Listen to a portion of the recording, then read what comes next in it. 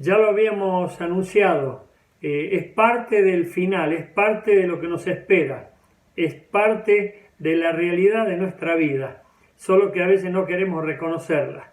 Parece como que la muerte siempre le toca al otro, a alguien que no está vinculado con nosotros. Sin embargo, la Biblia nos enseña que también es parte de nuestra realidad y tenemos que estar preparados para enfrentarla. Esta es la 170 jornada de capacitación ministerial y como ministros de Jesucristo, como siervos del Altísimo, tenemos que también entender y poder compartir este tema sin ningún tipo de temor ni considerarlo tabú para nada. Quiero decirles que yo comencé la vida cristiana a partir de la muerte de un ser querido. Esa experiencia me afectó muchísimo, me tocó, me traumó, pero Cristo vino y liberó mi vida de ese yugo inmundo que podría haberme torturado toda mi vida. Y mucha gente está torturada por el miedo a la muerte. Y algunas personas están enyugadas con este temor que les causa pavor, pánico. Y nosotros tenemos que ser libres de todo tipo de temor y ser valientes, aún para enfrentarnos a cualquier cosa, porque tenemos a Dios de nuestra parte. La muerte y cómo estar preparados para enfrentarla. Ese es el título de la capacitación de hoy. La muerte y cómo estar preparados para enfrentarla. Vos tenés que dar clases sobre este tema, así que te vas a topar con personas que van a decirte: le tengo mucho miedo a la muerte, otros directamente: ay, no me hables de la muerte, y gente que no lo soporta, no quiere ni siquiera nombrarla. Hay personas que prefieren ni siquiera considerar este tema. Sin embargo, nosotros debemos hacerlo, es parte del mensaje bíblico, y la Biblia prepara en todas sus páginas sobre este tema a todos los que son siervos y siervas de Dios. Miren lo que viene ahora. La vida es corta, la muerte es segura, el pecado es la causa, Cristo es la cura. Decime si no es un buen eslogan para poner en tu auto, o para poner en tu heladera, o para tenerlo en cuenta en tu corazón, y que puedas compartir este eslogan: la vida es corta, la muerte es segura, el pecado es la causa, Cristo es la cura. Bueno, esto hace mucho tiempo fue publicado en nuestro periódico Nueva Visión, y después en nuestra revista Nueva Visión, y para mí es un tesoro estas frases que nos encierran un poco la realidad de toda la vida y de lo que nosotros tenemos que conocer. Vamos a entrar en el tema entonces, y para eso vamos a ver lo que no es la muerte. Lo que no es la muerte. La muerte no es una aniquilación. Eso le gustaría a muchas personas que son inmorales y que son pecadores voluntarios, diciendo: bueno, total, después de la muerte vamos a desaparecer, vamos a ser aniquilados todos, como que, bueno, mezclan el tema de la descomposición del cuerpo con esta realidad de que algunos creen que la muerte es el final definitivo y una aniquilación total de la existencia humana. No es eso, ya lo vamos a ver claramente. No es una segunda oportunidad. Esto fue dicho por los curas o el catolicismo, valiéndose de la obra La Divina Comedia de Dante, ese famoso libro que surgió y que ahí trajo como una figura alternativa al cielo y al infierno el purgatorio. El purgatorio no existe en la Biblia. En la Biblia hay dos destinos eternos. Uno es el cielo y el otro es el infierno. No hay una tercera opción, como si fuese optable el hecho de decir: yo quiero ir a tal lugar. No, es imposible. La Biblia dice que o se está con Cristo o se está sin Cristo. O se está en el cielo o se está en el infierno. El purgatorio no existe. Es una obra de una novela y por supuesto no es bíblico para nada. No es el final, la tumba. ¿Dónde vamos a terminar nosotros? Como dicen algunos que no conocen la Biblia, 2 metros bajo tierra. Bueno, ese es un lugar donde va el cuerpo, pero no es el final. En realidad la muerte no es el final. Y no tenemos que verlo como el final, sino como el comienzo de una nueva etapa. Y ya vamos a entender mejor esto a medida que avancemos. Tampoco no es la nada. Hay gente que dice después de la muerte no existe nada, no hay nada. Bueno, eso es mentira. Ya vamos a ver todo lo que existe después de la muerte. Y nosotros tenemos que estar preparados para ella. Por lo tanto, quítate la idea de la cabeza que dice que la muerte no es nada. Eso lo dicen los que no conocen el mensaje bíblico, a los que les conviene decir que no es nada para que no paguen sus pecados ni sean demandados por sus malas acciones. Nosotros tenemos que tener mucho cuidado en ese sentido porque la Biblia nos enseña claramente lo que tenemos que esperar cuando pasemos el umbral de la eternidad. No es una transformación, como podrían pensar algunos budistas o reencarnacionistas que practican todos los que siguen religiones orientales. Ellos mencionan este tema, la reencarnación. Algunos dicen, bueno, si vos sos muy malo, vas a reencarnarte en un ratón, en una cucaracha, en una víbora. Bueno, esa es la barbaridad que inventó alguien como para decir, bueno, tiene que haber alguna otra cosa. Nosotros creemos en la resurrección, no en la reencarnación. Y esto es antibíblico, esto no es para nada agradable a Dios. Dios dijo claramente que está determinado que el hombre muera y después el juicio. ¿Qué es la muerte? Es una consecuencia. Lo primero que vamos a decir es esto. Por eso dice, la vida es corta, la muerte es segura, el pecado es la causa, Cristo es la cura. Bueno, es una consecuencia del pecado. La paga del pecado es la muerte, dice Romanos 6:23. Y las personas por pecar mueren. Ahora, pastor, ¿cuántos pecados son necesarios para morir? Bueno, uno solo. Por un pecado entró la muerte al mundo. Y por un Salvador entra el remedio de ese pecado al mundo. Y el remedio es Jesucristo, su sangre derramada en la cruz. Por eso dice la Biblia que sin derramamiento de sangre no hay expiación de pecados. Y Jesucristo es el Cordero que quita el pecado del mundo. Por eso si nosotros estamos bañados con esa sangre bendita derramada en la cruz, si hemos aceptado el sacrificio expiatorio de Cristo en la cruz, bueno, ya hemos tenido la solución a nuestro pecado condenatorio. Por lo tanto, nosotros ya no somos más pecadores perdidos, somos pecadores redimidos. Grabátelo bien. Pero todavía hay multitudes de pecadores perdidos que si no se arrepienten de sus pecados, si no aceptan a Jesucristo como el Salvador de la humanidad, esos pecados van a seguir imponiendo culpa, castigo y condenación. Y las personas van a ir al infierno porque no aceptan el regalo de la vida eterna a través de Jesucristo. Por lo tanto, es una consecuencia la muerte. ¿Consecuencia por qué? Por el pecado. Y es el pecado que originó a Adán.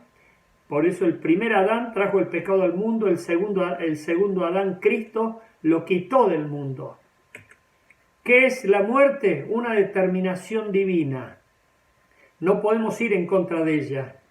Dice Hebreos 9:27, está establecido para los hombres que mueran una sola vez y después de esto el juicio.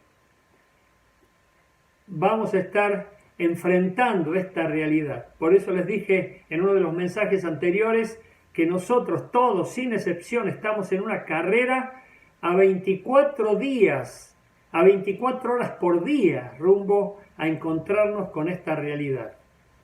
Por lo tanto, es inevitable, a menos que Dios decida transportarnos o trasladarnos a la patria celestial, como hizo con Elías y con Enoc.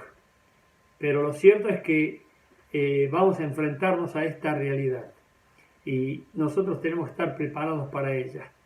Por eso vamos a ver cómo nos recomienda la Biblia. Hoy vamos a ver todo lo que la Biblia, hay muchos más, por supuesto, no quiero ser tan pretencioso con esto, pero vamos a ver muchos textos que hablan acerca de este tema para que estemos ya preparados y no digamos, no me lo dijeron. ¿Qué es una separación temporal? Temporal. Dice Génesis 3:19, polvo eres y al polvo volverás.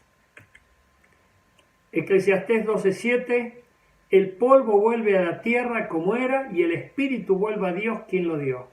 No sé si te das cuenta, pero acá ya te permite ver de qué nos separamos con la muerte. Bueno, vos dirás, nos separamos del ser querido, nos separamos por supuesto de las amistades, obviamente, eso es así. Pero aquí hay algo mucho más profundo. El cuerpo se separa del alma y del espíritu, y el espíritu vuelve a Dios quien lo dio, y el cuerpo vuelve al polvo de donde surgió. Por lo tanto, la muerte produce una separación temporal. ¿Por qué decimos temporal? Porque es por un tiempo nada más. Después nos vamos a unir nuevamente con el espíritu y el cuerpo cuando se produzca la resurrección, y ahí, bueno, de acuerdo al destino que nos toque, según hayamos creído o no en Jesucristo, será el cielo o el infierno. Por lo tanto, mientras morimos, inmediatamente se separa el cuerpo del alma y del espíritu. El cuerpo va a un lado y el alma va a otro y el espíritu a otro, y vamos a estar, por supuesto, de una manera específica, como lo vamos a ver ahora.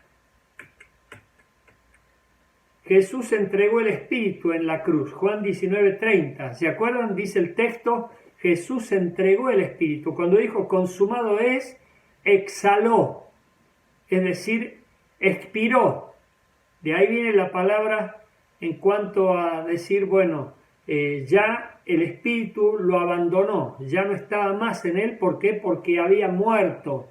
Es decir, su cuerpo iba a ir a la tumba y de la tumba a morir. Ya murió y pasó muerto durante 3 días. ¿Se acuerdan lo que dice el Evangelio?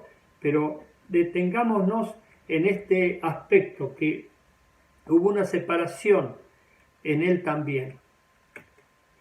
¿Qué es? Una separación eterna. Dice Mateo 25:46, e irán estos al castigo eterno y los justos a la vida eterna. Aquí ya estamos en el más allá,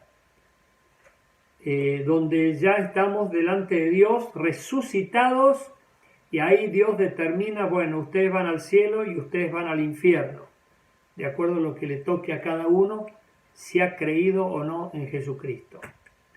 ¿Qué es? Una separación consciente. Muchas personas quieren saber, pastor, después de la muerte vamos a estar conscientes, nos vamos a reconocer, sí.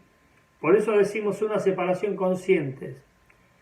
Lucas 16, del 22 al 24 dice, aconteció que murió el mendigo y fue llevado por los ángeles al seno de Abraham, y murió también el rico y fue sepultado. Y en el Hades, fíjense, Abraham, que no era el Abraham era el Abraham, padre de la fe, el rico estaba en el Hades. El Hades es el lugar de los muertos. En el Hades alzó sus ojos, porque el cielo está arriba, estando en tormentos, y vio de lejos a Abraham y a Lázaro en su seno. ¿Se dan cuenta? Reconoció, tenía conciencia para darse cuenta quiénes eran. Abraham, por supuesto, era el padre de la fe, famosísimo, y a Lázaro, que era un mendigo que generalmente comía las migajas en su puerta, y él seguramente lo menospreciaba por ser pobre. Dice, de lejos vio a Abraham y a Lázaro en su seno. Entonces él, dando voces, fíjense la distancia en la que estaban, y dice que hay una gran cima, hay un gran abismo entre el cielo y el infierno, o entre el seno de Abraham y el Hades. Entonces, dando voces, dijo, Padre Abraham, ten misericordia de mí y envía a Lázaro para que moje la punta de su dedo en agua y refresque mi lengua, porque estoy atormentado en esta llama. Ya estaba sufriendo el tormento eterno este rico impío. y estaba, por supuesto, queriendo mejorar su situación, cosa que era imposible, ya había perdido la oportunidad.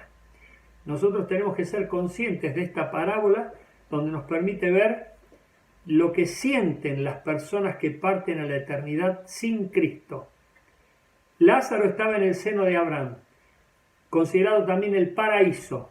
¿Se acuerdan cuando Jesús le dijo al ladrón que estaba al lado de la cruz, hoy estarás conmigo en el paraíso? Bueno, muchos se refieren al seno de Abraham, un lugar donde se disfruta, donde hay deleite, y Lázaro estaba disfrutando allí, pero este rico impío estaba sufriendo en el Hades y quería librarse de ese tormento. ¿Y qué se le ocurre cuando se da cuenta que es imposible porque hay una gran cima que separa al cielo del infierno, al seno de Abraham, del Hades? ¿Qué se le ocurre? Bueno, envía a alguien para que vaya a la casa de mis hermanos y de mis familiares, eso lo sigue diciendo el texto, para que le predique, para que ellos no vengan a este lugar de tormento, como diciendo, ahora me doy cuenta que era cierto todo lo que la Biblia decía, ahora entiendo que perdí la oportunidad, ahora sé que yo no fui sabio para tomar mis mejores decisiones y hoy tengo que sufrir este tormento eterno por no haber creído. ¿Y qué le dice Jesús? No lo consideramos aquí, pero ustedes lo deben saber. A Moisés y a los profetas tienen, refiriéndose a la ley y a la profecía.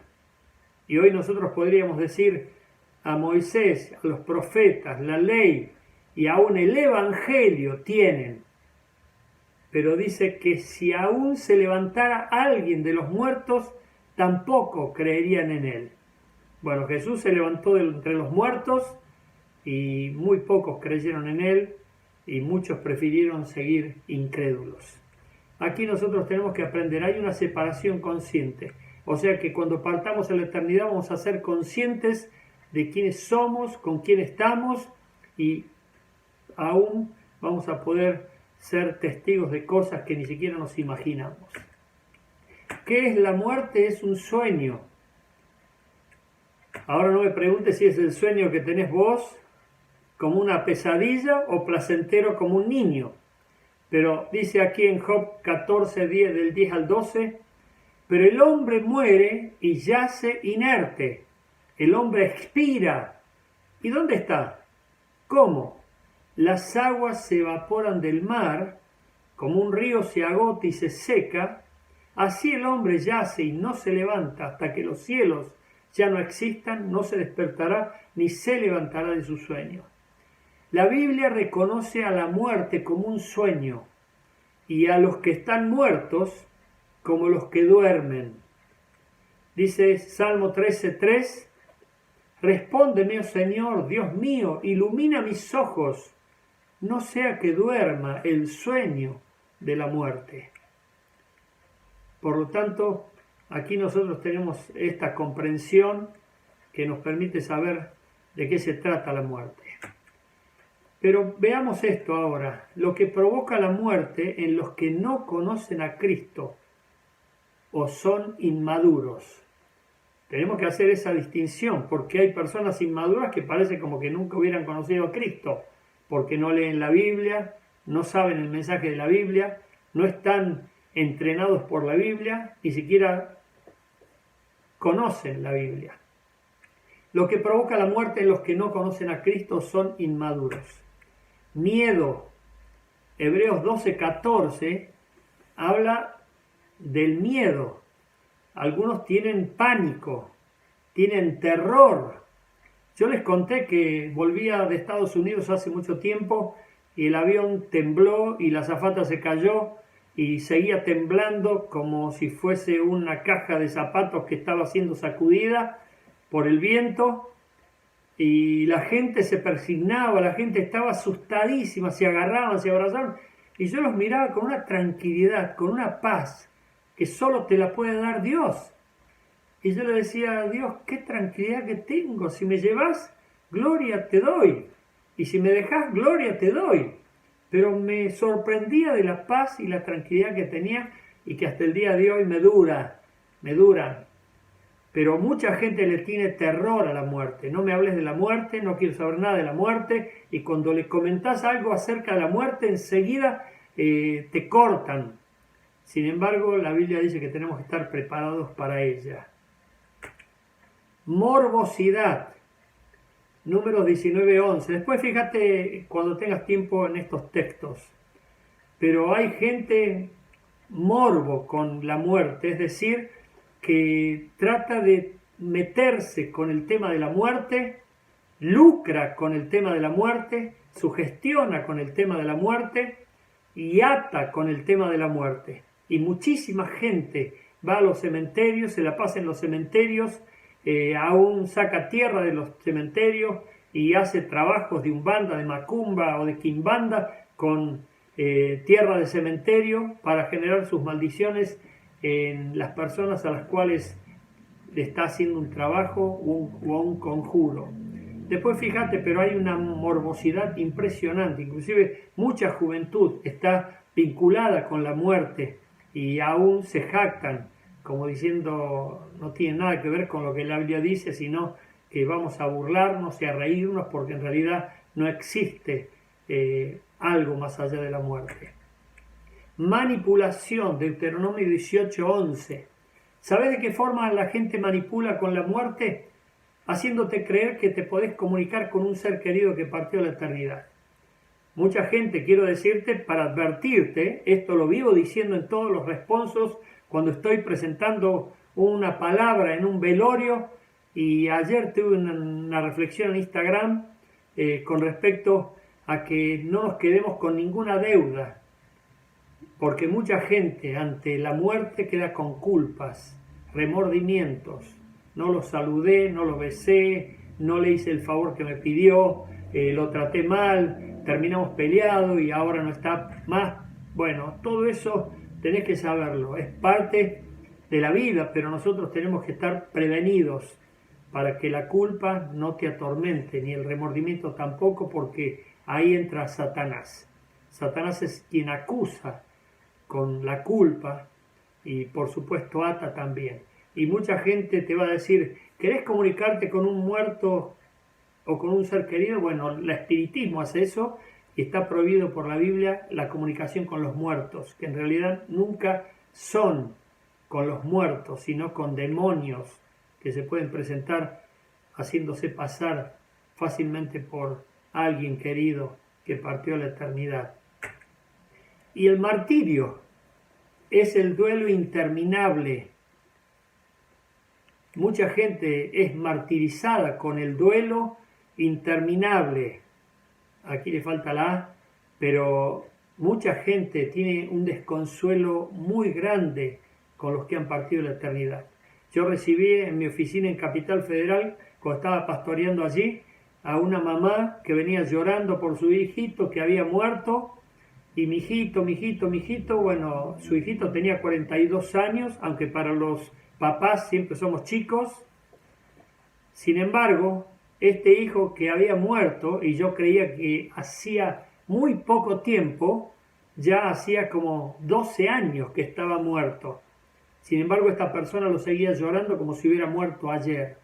Bueno, el diablo la ató con la muerte, porque el que tiene el imperio de la muerte es Satanás. Y él mete miedo, sugestiona y manipula a las personas atándolas para que no sean libres, sino sufran con el miedo de la muerte y del desconsuelo interminable. Lo que provoca la muerte en todos, y vamos a ver el ejemplo de Jesús, el ejemplo de la muerte de Jesús. Esto es general, o sea, lo que provoca en todas las personas, sean cristianas, no cristianas, musulmanos, judíos, quien sea. Esto es generalmente lo que provoca la muerte en todos.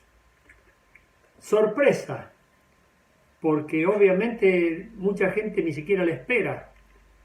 Cuando murió Jesús se preguntaron, ¿qué murió? Bueno, está aquí en el texto de Marcos 15, versículo 44. Estaban todos siendo testigos y se sorprendieron de la muerte de Jesús. y la muerte nos sorprende. Generalmente no la estamos esperando.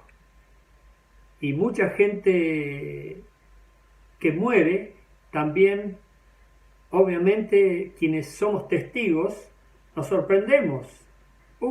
Mira, murió. Como si fuese algo raro, como que no lo tenemos incorporado, como que no tendría que pasar y lo terminamos negando. Sin embargo, es sorpresiva la muerte como algo general. Dudas. ¿Habrá muerto Jesús?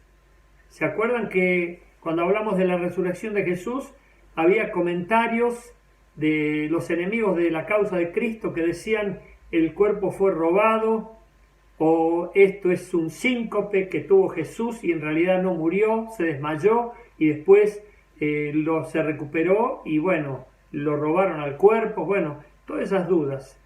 Y bueno, hay gente que trata de verificar esto. Yo me acuerdo que hace mucho tiempo, hace ya como 15 años atrás, me llegó un comentario de la muerte de un pastor amigo mío y a mí me causó sorpresa, por supuesto. Y yo dije, qué raro, sinceramente, y me llama la atención que nadie haya comentado el hecho. Y me puse a investigar y resulta que el hombre estaba re vivo hasta el día de hoy, ya hace como 15 años de esto, y sigue vivo. Pero bueno, las dudas son normales cuando se trata de negar algo que podría haber pasado. Ennoblece, en Marcos 15, 45 y 46. Aquí Jesús murió siendo considerado el peor criminal de su época porque fue por la mentira de los romanos y de los judíos que tramaron todo este engaño y lo colgaron en la cruz que estaba determinada para los peores criminales. Recuerden ustedes eso. Pero vino José de Arimatea, un noble que pidió el cuerpo de Jesús para enterrarlo en su tumba de rico. Y bueno, esto es una figura que nos sirve para entender que la muerte ennoblece. Es decir, por más que la persona haya sido de la peor calaña, bueno, ante la muerte es como que se la ve de otra manera. Bueno, aquí deben entenderlo, por supuesto, pero es como que ante la muerte todos somos iguales y bueno, es un tema que pasa muy a menudo. Me acuerdo cuando mi suegro fue a visitar a un velorio con mi hermano pastor, iban a tener el responso allí, el fallecido era un miembro de nuestra congregación en San Cristóbal, y entraron los dos al velatorio, y mi suegro recién nuevito en la fe, fue al cajón y lo vio y decía, está lindo, está lindo, está lindo, el estano. Y lo repitió como 3 veces y bueno, causaba gracia, porque a él le parecía que estaba lindo. ¿Por qué? Porque veía una sonrisa en el rostro de esa persona que había fallecido. Y mi hermano le decía, cállese Antonio, cállese, por favor, y él lo decía con fuerte voz, y la gente le llamaba la atención, como diciendo, está lindo, está lindo. Bueno, dicho sea de paso, estaba leyendo una historia relacionada con este tema, que relata la hija de Stalin, José Stalin, el que fue el dictador de Rusia por muchísimos años, y al quien se le adjudican un montón de ejecuciones, pero montón. Resulta ser de que estaba en su lecho de muerte y estaban todos a su alrededor y él los miró como condenándolos a todos. Su rostro era tétrico, de mucho miedo, de pavor, y levantó la mano como diciendo, los quiero maldecir a todos. Eso está relatado en la biografía de la hija de José Stalin. Y después expiró, pero dice que todos allí quedaron como aterrorizados, como diciendo, nos maldijo en el último minuto. Bueno, en ese caso, después ustedes saben bien, fue celebrada su muerte con los máximos honores. Sin embargo, esa persona, por la historia, se cuenta que hizo muchísimos males. Convocatoria. La muerte convoca. No sé si algunos para asegurarse de que la persona se murió o porque quieren demostrar algún tipo de sentimiento con respecto al fallecido, pero convoca, y algunos más que otros. A veces podemos decir que la persona que convoca más personas a un velorio es porque influyó más en todas esas personas, o porque fue grande su popularidad e hizo que las personas lo conocieran y estuvieran allí para relacionarse. Pero lo cierto es que también se puede decir que la persona que no convoca es la que menos influencia tuvo. Bueno, Jesús convocó y dice: cuando yo muera, a muchos atraeré a mí mismo. Él nos convocó para tomar cuenta de su muerte, que no fue en vano, sino que fue con un propósito salvador. Y nosotros tenemos que sentirnos parte de esa muerte, como después el apóstol Pablo lo reconoce cuando habla de la resurrección. Lo que tendría que provocar en nosotros la muerte, y este es el ejemplo del apóstol Pablo, ¿qué tendría que provocar en nosotros? Según el apóstol Pablo, y nosotros tenemos que seguir su ejemplo, Pablo esperaba la muerte siempre. Mirá qué importante, Romanos 8:36 se alía con el texto de Isaías, donde dice que aún Jesús y Pablo estaban todos los días como ovejas entregadas al matadero. Para Pablo la vida era un riesgo, la vida era peligrosísima, y él salía y no sabía si volvía. Bueno, Pablo tenía esa perspectiva de vida porque vivía permanentemente considerando la muerte como una posibilidad tan real que se sentía entregado como oveja al matadero. Y me imagino que daba gracias a Dios por un día más de vida, como lo hace Eva Albelo, que siempre tiene momentos de agradecimiento y dice: siempre le agradezco a Dios por un día más de vida. Bueno, gloria a Dios, y eso lo tendríamos que hacer todos nosotros.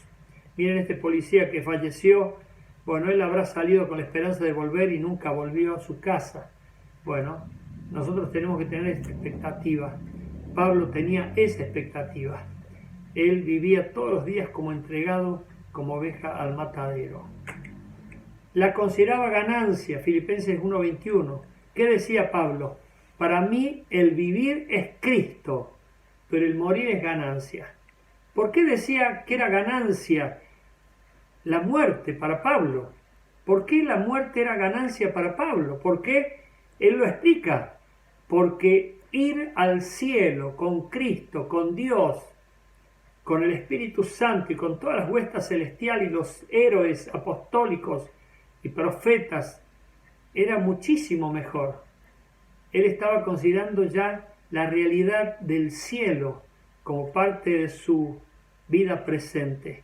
Yo no sé si podés considerarla vos de tal manera.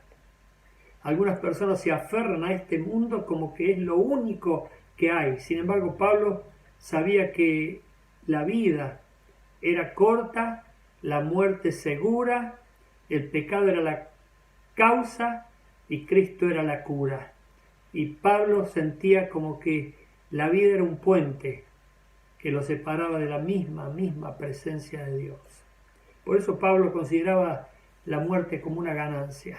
Y no era un suicida, no era alguien que decía: estoy cansado de este mundo, de sufrir, me quiero morir. No, nada que ver. Por eso decía: para mí el vivir es Cristo y el morir es ganancia. Se sentía muerto juntamente con Cristo, porque eso es lo que tenemos que entender cuando Pablo dice en Gálatas capítulo 2 versículo 12: juntamente con Cristo estoy crucificado, y ya no vivo más yo, sino que vive Cristo en mí. Por lo tanto, cuando entendemos el sacrificio, no podemos pensar en otra cosa menos que en muerte. El sacrificio es muerte, no es un esfuerzo, no es algo que vos haces que te cuesta, es muerte. Por eso la verdadera consagración es una entrega total, absoluta a Dios. No es una entrega parcial. No es decir, doy un poco de mi tiempo, doy un poco de mi dinero. Es, Señor, aquí me tenés completamente, te pertenezco, soy tuyo, soy tuya. Por eso se acuerdan el caso que yo les presenté hace mucho en un mensaje donde había una situación, esta es una moraleja, obviamente, donde había una situación donde había que paliar el hambre en el mundo y se llamó a todos los animales para ver qué podían hacer para paliar el hambre en el mundo, es decir, vamos a solucionar el hambre del mundo. Bueno, a la gallina, ¿qué puedes dar vos? Bueno, yo puedo poner huevos. Y así se consideró hasta que llegó al cerdo y a la vaca. Pongámosle, aquí hay varios carniceros en nuestra iglesia. ¿Y ustedes qué pueden dar? Bueno, la vaca zafó y dijo la leche. Pero el cerdo lo miraron todos y ¿vos qué podés dar? La carne. Y él reaccionó de repente y dijo, ¡ay, qué vivo! Mientras que para ustedes es una entrega parcial, para mí es una entrega total. Bueno, así pasa con muchas vidas que se entregan parcialmente a Dios y no totalmente. Pero para Pablo la entrega y el sacrificio era absoluto, era muerte y muerte de cruz. Por eso decía, estoy con Cristo juntamente crucificado y ya no vivo más yo, sino que vive Cristo en mí. Esperaba la resurrección, 1 Corintios 15, y esa era la gloria. Lo mismo que pasó con Abraham, cuando iba a matar a Isaac, esperaba la resurrección, como dice el libro de Hebreos capítulo 11. Y nosotros también tenemos que esperar la resurrección, no desear la muerte como un escape del sufrimiento y de la corrupción del mundo, sino de saber que vamos a estar muchísimo mejor junto a Dios en el cielo y el aguijón de la muerte pierde su poder porque ya el goce eterno de lo que nos espera en el más allá es supremo, superior. ¿Cuándo y cómo debemos prepararnos? ¿Cuándo y cómo debemos prepararnos para la muerte? En santidad, consagrándote, hoy, no dejando para mañana, hoy.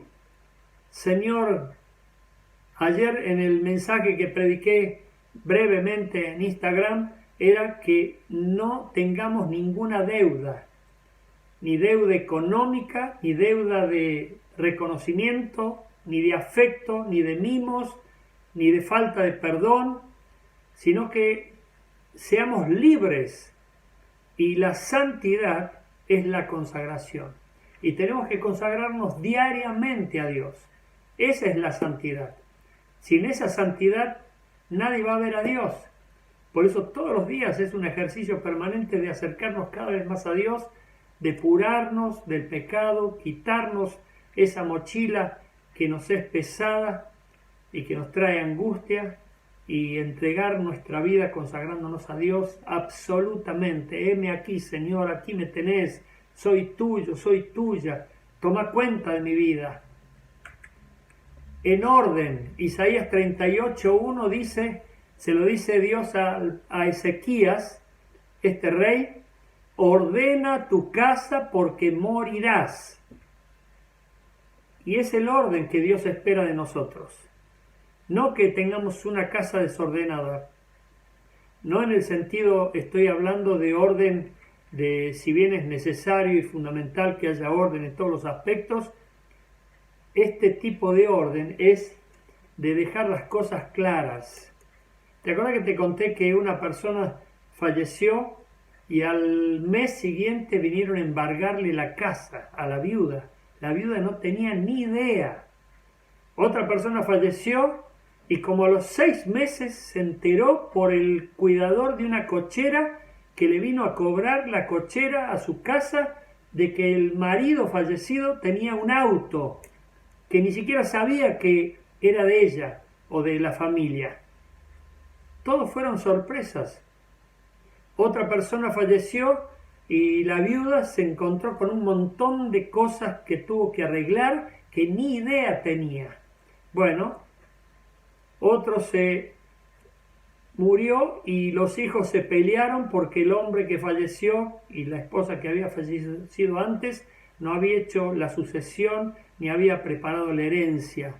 Y los hijos se quedaron peleados, enemistados por el tema de dinero. Bueno, cuántas cosas surgen de sorpresas, pero si vos tenés tu vida en orden, todo eso lo prevés, todas esas cosas le estás viendo desde ahora, para que no sorprenda a nadie, ni le dejes una carga o una mochila a la gente que va a quedar para sucederte.